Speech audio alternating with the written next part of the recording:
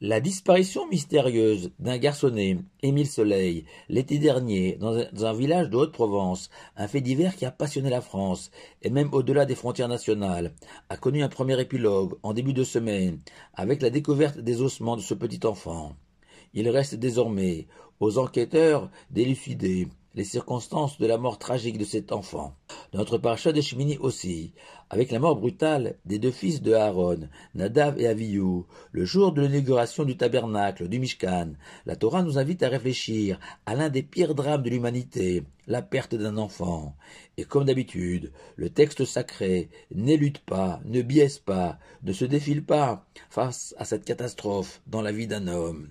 Il nous invite à étudier la réaction de Aaron face à cette tragédie qui servira de modèle, de source d'apaisement plus que de consolation pour toutes les personnes confrontées à une telle douleur et leur donner la force de continuer à vivre ou à survivre en pensant forcément à tous ces parents en Israël qui depuis le 7 octobre ont vu leurs enfants mourir. La Torah raconte qu'immédiatement après que Nadav et Avihu ont été foudroyés par un feu descendu du ciel, Moshe s'est tourné vers son frère Aaron et a tenté de le consoler, de le rassurer, de lui parler tout simplement, en lui révélant, selon l'explication retenue par Rashi, qu'il était dépositaire d'une prophétie, que le jour de l'inauguration du Mishkan, une immense sanctification du nom divin se produirait à travers la mort de serviteurs trop zélés de l'Éternel, afin d'inspirer à l'assistance, la crainte et le degré de sainteté de ce lieu où la plus petite déviation, manque de respect, peut être mortelle, comme à la cour des plus grands souverains de ce monde. Et je pensais, a poursuivi Moshe, que toi ou moi serais choisis pour offrir nos vies au Tout-Puissant et sanctifier son nom. Mais je me rends compte que ce sont tes fils, Nadav et Avihu, qui ont été choisis par le Tout-Puissant, signe qu'ils sont plus grands que nous deux, et que leur place au paradis pour l'éternité est celle située à proximité immédiate du trône céleste. Et en entendant ces paroles de son frère, Moshe, Vaïdom Aaron, littéralement Aaron s'est tu. Et il existe trois grandes écoles de pensée parmi nos sages pour expliquer ce silence. La première, la plus simple, la plus rationnelle, celle du Ramban Nachmanide, expliquant que Aaron était en train de sangloter devant la dépouille de ses enfants et qu'il a cessé de pleurer.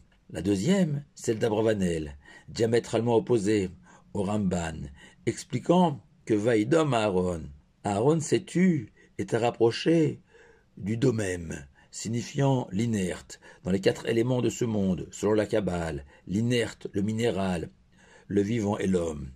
Et ce pour souligner, selon Abravanel, qu'Aaron est resté inerte, de marbre devant la mort de ses enfants, ne laissant trahir aucun sentiment, comme imperméable, autiste devant la douleur. Cette explication est quasi inhumaine pour le commun des mortels, devant un tel drame.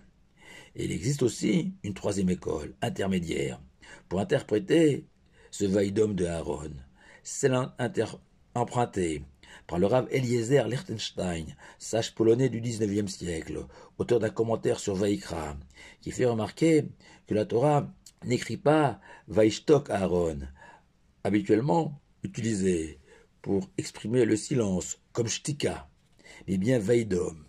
La différence est la suivante. On dit à une personne en train de parler « Tishtok, tais-toi » pour lui signifier « Arrête de parler. Tu en as envie, mais réfrène-toi. » Et si le Torah avait écrit « Vaïshtok à Aaron », cela aurait signifié que Aaron avait la volonté de se plaindre, de se lamenter, de se révolter, de parler. Et Aaron aurait trouvé la force en lui de ne proférer aucune parole contre l'Éternel.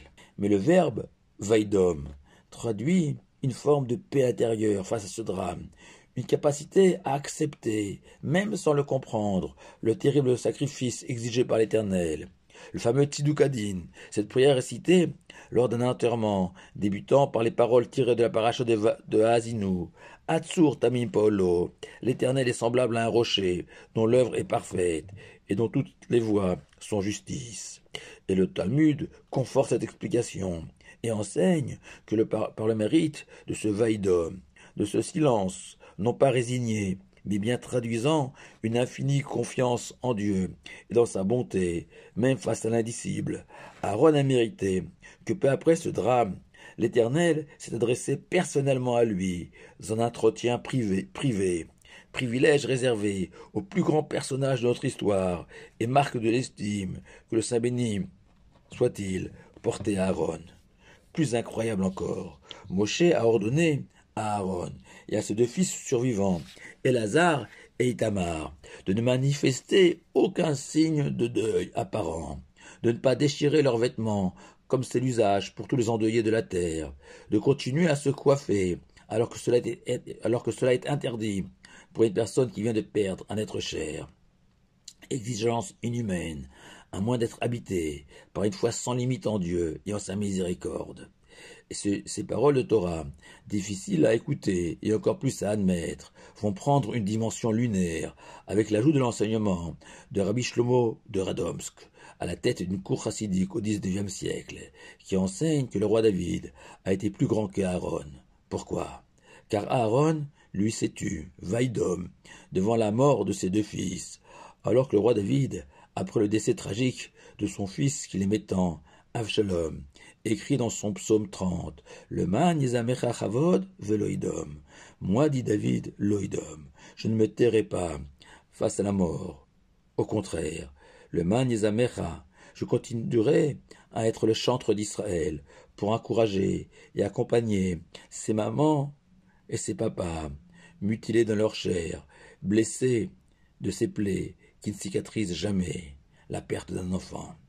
Alors personnellement, je compatis au chagrin des parents du petit Émile, mais je pense aussi à tous ces femmes et ces hommes de notre peuple face à l'épreuve de la perte d'un enfant, tentant souvent vainement de trouver un peu de réconfort en se souvenant de Aaron et de ses enfants, exceptionnels, pour lesquels le Talmud et la Torah enseignent que même si Aaron s'est tu, il est de notre devoir, à tous, de pleurer leur disparition, car Aaron avait, lui, le niveau spirituel pour l'accepter.